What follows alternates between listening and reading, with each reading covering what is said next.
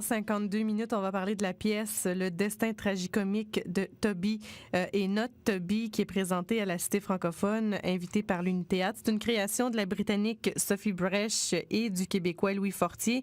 Il y a Michel Charron qui a rencontré le duo afin de savoir comment le spectacle de Toby et Not Toby a pris forme.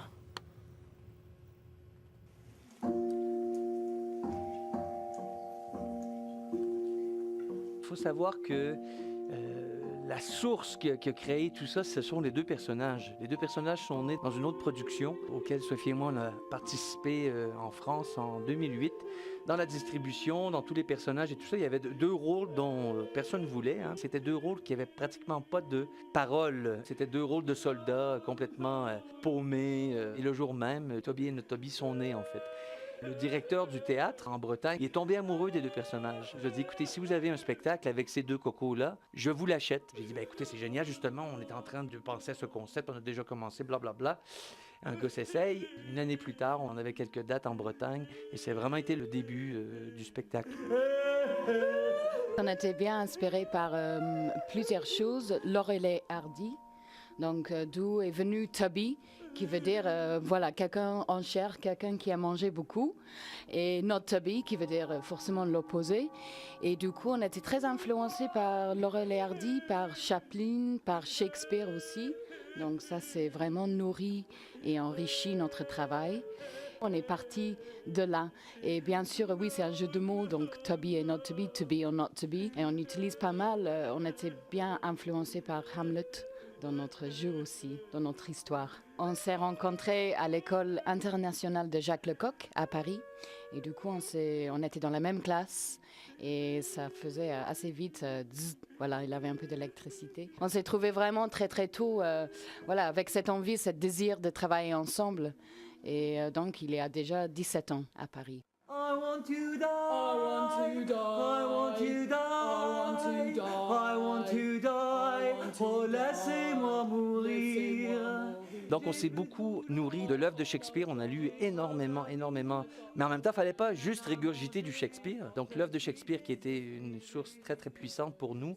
Laurel et Hardy, donc, pour amener justement le contrepoint comique et aussi cette relation qui est tellement sincère entre les deux personnages et qui est au cœur du spectacle. Franchement, on a joué presque 120 fois ce spectacle sur 3 continents. On est allé jusqu'à Kaboul. On a joué devant des gens qui parlaient ni anglais ni français parfois. À chaque fois qu'on a joué, ou presque, une espèce de chimie se crée entre les spectateurs et les deux personnages qui nous dépassent et qui nous émeut chaque fois.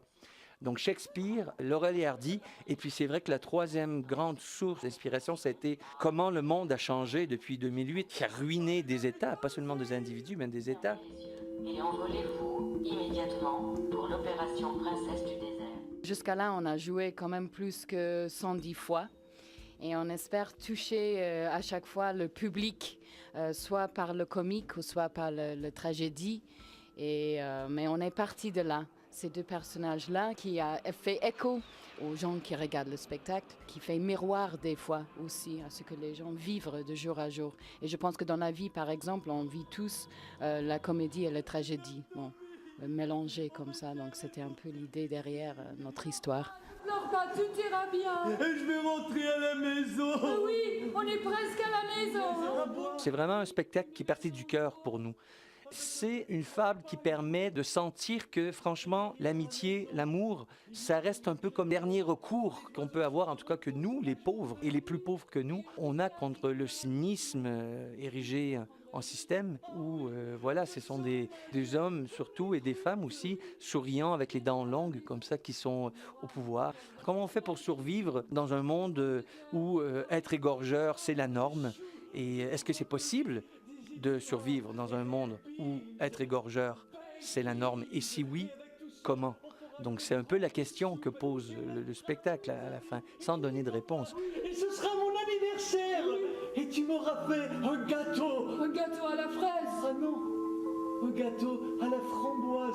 Ce que le public va voir, c'est les ombres chinoises. On donne une suggestion de Londres.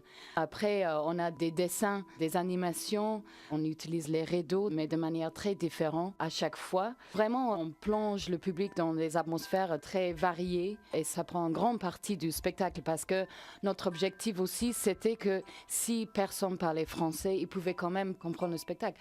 Donc c'est très visuel avec une musique très présente qui est presque comme un troisième personnage en fait.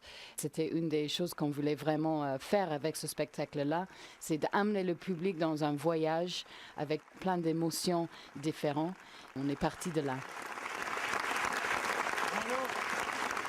Sophie Brèche et Louis Fortier, le destin tragicomique de Toby et Not Toby, une pièce de théâtre présentée par l'Uni Théâtre. C'est demain, vendredi, samedi et dimanche au Théâtre de la Cité francophone. Il y a une représentation dimanche en matinée également. Donc voilà, c'est donc une...